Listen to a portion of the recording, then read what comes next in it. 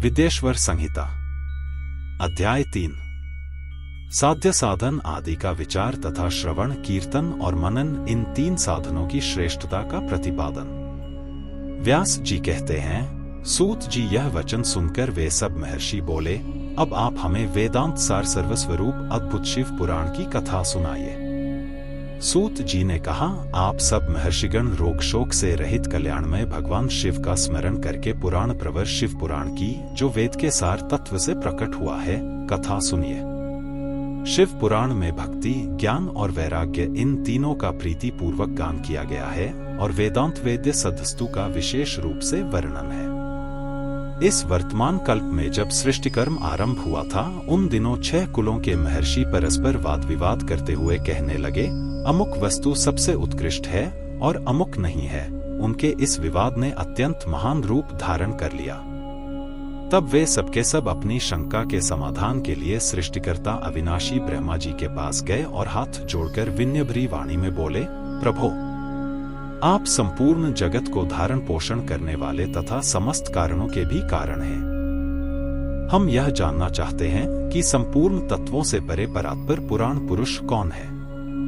ब्रह्मा जी ने कहा, जहां से मन सहित वाणी उन्हें न पाकर लौट आती है तथा जिनसे ब्रह्मा, विष्णु, रुद्र और इंद्र आदि से युक्त यह संपूर्ण जगत समस्त भूतों और इंद्रियों के साथ पहले प्रकट हुआ है, वे ही ये देव, महादेव सर्वज्ञ एवं संपूर्ण जगत के स्वामी हैं। ये ही सबसे उत्कृष्ट हैं। भक्ति से ही इनका साक्षात्कार होता है। दूसरे किसी उपाय से कहीं इनका दर्शन नहीं होता। रुद्र, हरि, हर तथा अन्य देवेश्वर सदा उत्तम भक्ति भाव से उनका दर्शन करना चाहते हैं। भगवान शिव में भक्ति होने से मनुष्य संसार बंधन से मुक्त हो जाता है।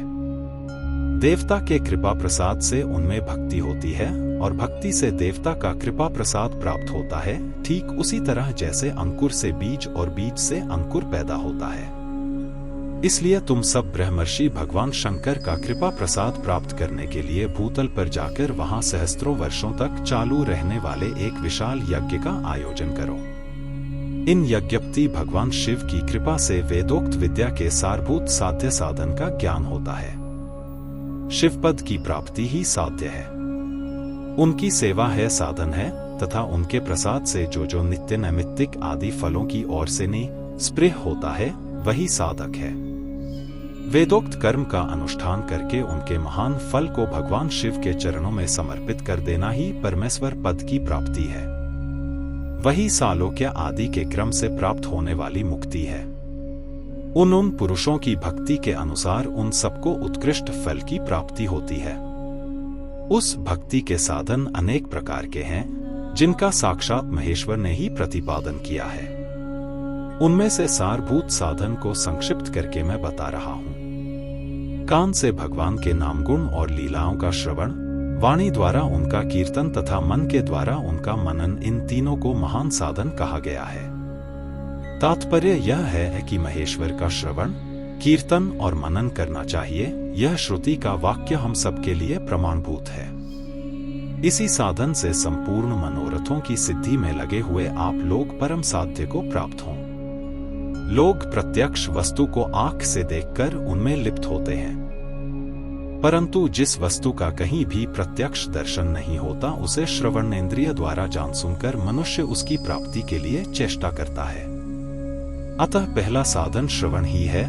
उसके द्वारा गुरु के मुख से तत्व को सुनकर श्रेष्ठ बुद्धि वाला विद्वान पुरुष अन्य साधन कीर्तन एवं मनन की सिद्धि करे। क्रमशः मनन पर्यंत इस साधन की अच्छी तरह साधना कर लेने पर उसके द्वारा सालोक्य आदि के क्रम से धीरे धीरे भगवान शिव का संयोग प्राप्त होता है। पहले सारे अंगों के रोग नष्ट हो जाते हैं, फिर सब प्रकार का लौकिक आनंद भी विलीन हो जाता है। भगवान शंकर की पूजा, उनके नामों के जप तथा उनके गुण, रूप, विलास और नामों का युक्ति परायण चित्त के द्वारा जो निरंतर प्रतिशोधन या चिंतन होता है, उसको मनन कहा गया है। वह महेश्वर की कृपा दृष्टि से उपलब्ध होता है। Like, comment and subscribe.